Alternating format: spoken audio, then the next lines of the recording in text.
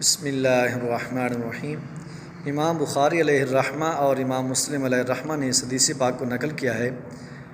راوی ہیں حضرت سیدنا ابو موسیٰ اشعری رضی اللہ تعالیٰ عنہ۔ آپ فرماتے ہیں کہ اللہ کے پیارے حبیب علیہ الصلاۃ والسلام نے ارشاد فرمایا، 3 شخص وہ ہیں کہ جنہیں ڈبل ثواب ملتا ہے۔ ان میں سے پہلا وہ شخص کہ جو اہل کتاب تھا، اپنے نبی پہ بھی ایمان لائے اور اس کے بعد حضور اکرم صلی اللہ علیہ وسلم پر بھی ایمان لایا۔ دوسرا وہ شخص جو غلام ہے، جو اپنے آقاؤں کا بھی حق ادا کرتا ہے اور اللہ تبارک و تعالیٰ کا بھی حق ادا کرتا ہے۔ اور تیسرا وہ شخص کہ جس کے پاس لونڈی تھی، وہ اس کے ساتھ صحبت کرتا تھا، پھر اس نے اسے ادب سکھایا، علم سکھایا اور اس کے بعد اسے آزاد کر کے اس سے نکاح کر لیا۔ تو اللہ کے محبوب علیہ السلام فرماتے ہیں ان تینوں کو اللہ تبارک و تعالیٰ ڈبل اجر و ثواب عطا فرمائے۔